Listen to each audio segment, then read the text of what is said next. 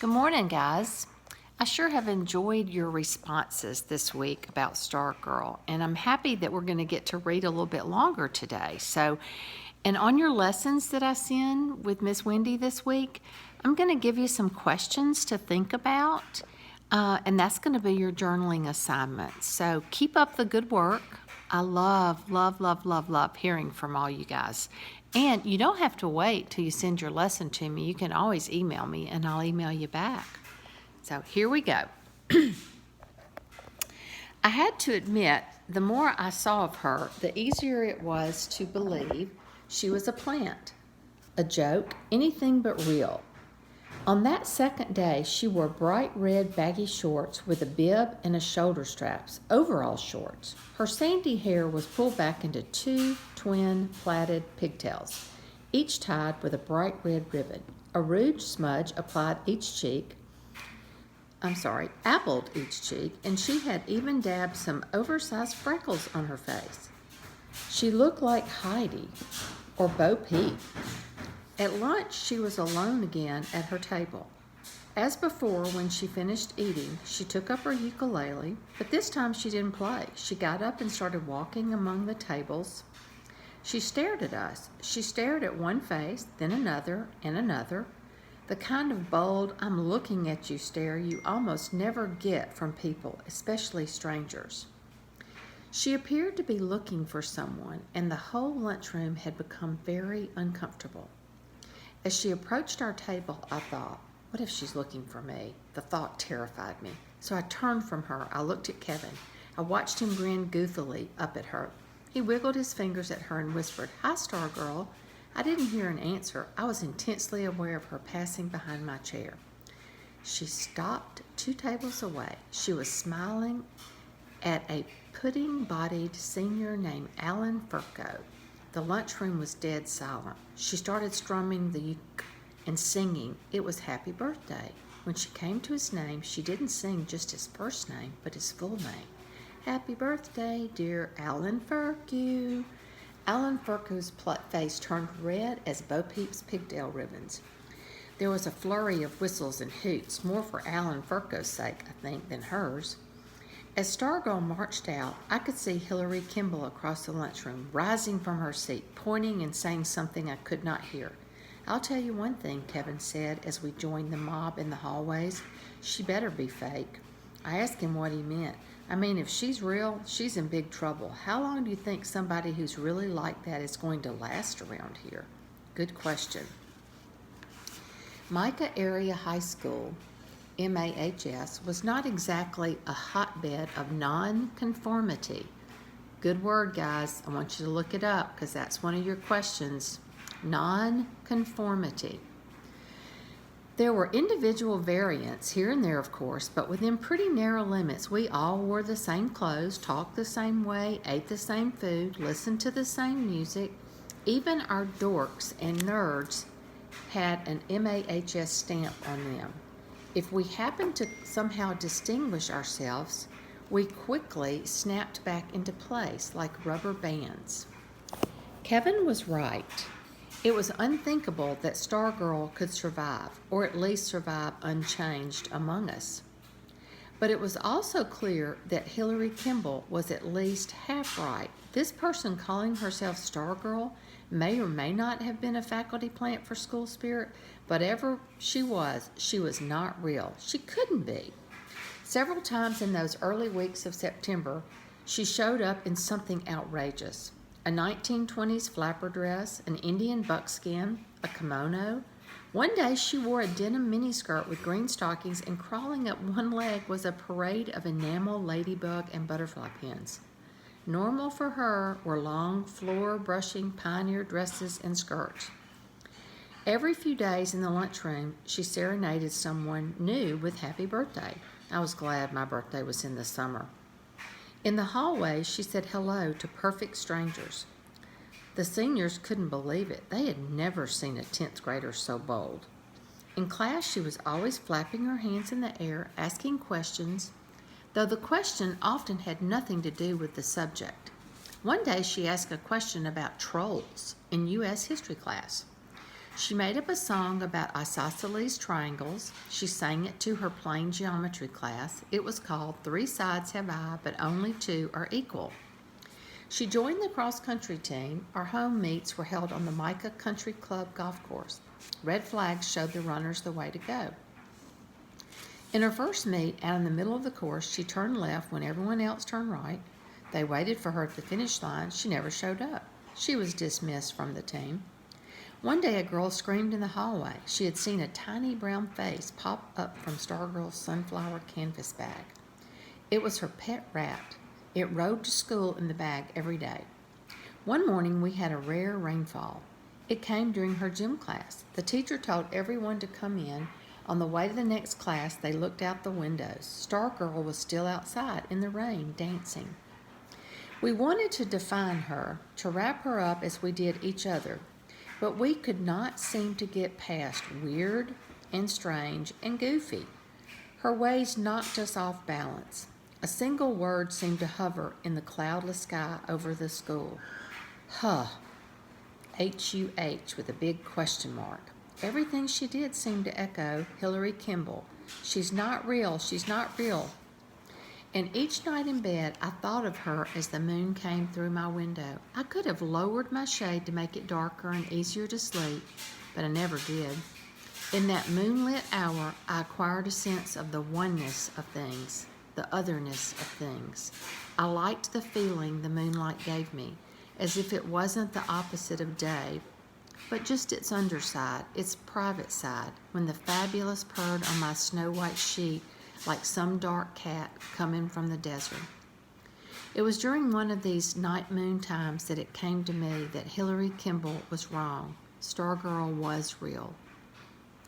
Chapter 3. We fought daily, Kevin and I. My main job as producer was to recruit people for the hot seat. After I signed someone up, Kevin began researching the person, getting his questions ready. Every day he asked me, "Did you sign her up?" Every day I answered no. He got frustrated. "What do you mean no? Don't you want to sign her up?" I told him I wasn't sure. His eyes bugged out. "Not sure? How can you not be sure?" We high-fived in the lunchroom weeks ago. We were thinking Stargirl miniseries even. This is a hot seat from heaven. I shrugged. That was then. Now I'm not sure.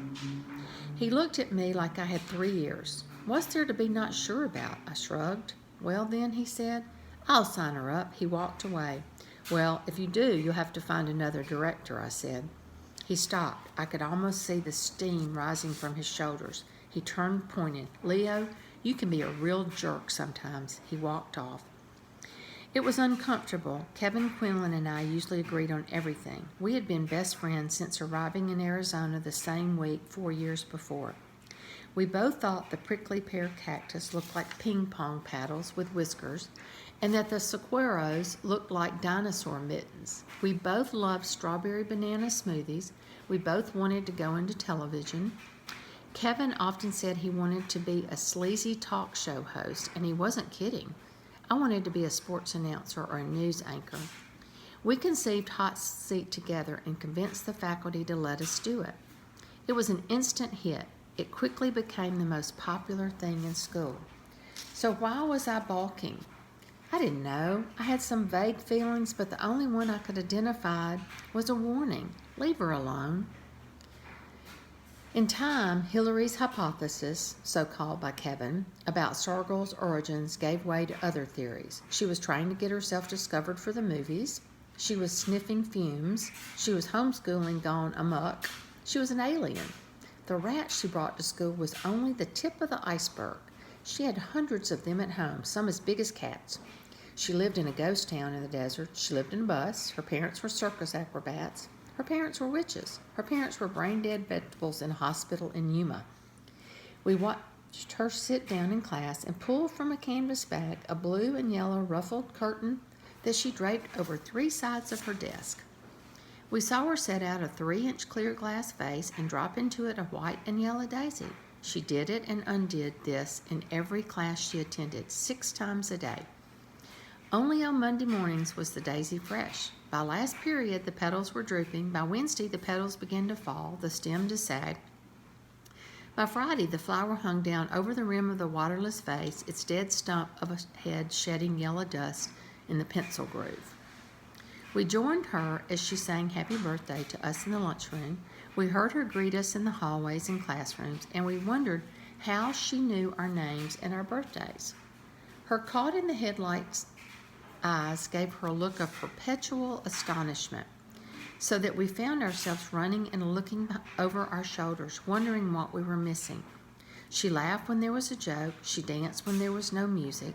She had no friends, yet she was the friendliest person in school. In her answers in class, she often spoke of seahorses and stars, but she did not know what a football was. She said there was no television in her house. She was elusive. She was today. She was tomorrow. She was the faintest scent of a cactus flower, the flitting shadow of an elf owl.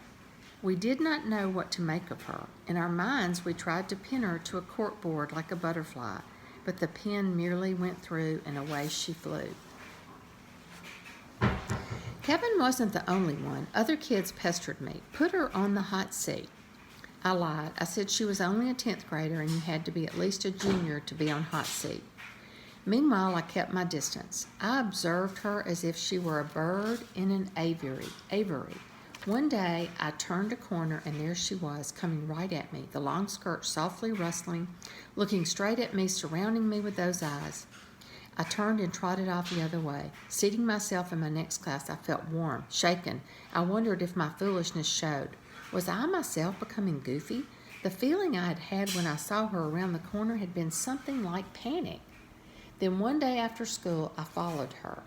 I kept at a safe distance. Since she was known not to take a bus, I expected the walk to be short. It wasn't. We trekked all over Micah, past hundreds of grasslands, stone and cactus front yards, through the Tutorized shopping centers, skirting the electronics business park, around when the city had been invented a mere 15 years before. At one point, she pulled a piece of paper from her bag. She consulted it. She seemed to be reading house numbers as she walked along. Although she turned up a driveway, went to the front door, abruptly she turned up a driveway, went to the front door, and left something in the mailbox. I waited for her to move off. I looked around, no one on the street. I went to the mailbox, pulled out a homemade card, opened it. Each tile letter was a different painted color. The card says, "Congratulations." It was unsigned. I resumed following her. Cars pulled into driveways. It was dinner time. My parents would be wondering. She took the rat from the bag and put it on her shoulder, writing there. The rat faced backwards, its tiny triangular face peeping out her sand-colored hair. I could not see its beady black eyes, but I guessed it was looking at me. I fancied it was telling her what it saw. I fell further back. Shadows crossed the street. We passed the car wash and the bike shop. We passed the country club golf course, the biggest spread of green grass until the next golf course in the next town. We passed the Welcome to Micah sign. We were walking westward. There was us in the highway in the desert and the sun blazing above the Marsacopa Mountains. I wish I'd had my sunglasses. After a while, she veered from the highway. I hesitated, then followed. She was walking directly into the setting sun. Now a great orange perched atop the mountain crest. For a minute, the mountains were the same dusky lavender as her sand-skimmering skirt. With every step, the silence grew, as did my sense that she knew and had known all along that she was being followed. Or more, that she was leading me. She never looked back. She strummed her ukulele. She sang. I could no longer see the rat. I imagined it was dozing in the curtain of her hair. I imagined it was singing along. The sun lay down behind the mountains. Where was she going? In the gathering dusk, the sakuras flung shadows of giants across the pebbled earth. The air was cool on my face. The desert smelled of apples. I heard something, a coyote. I thought of rattlesnakes and scorpions. I stopped. I watched her walk on. I stifled an impulse to call after her, to warn her. Of what? I turned and walked, then ran back to the highway. That's all for today.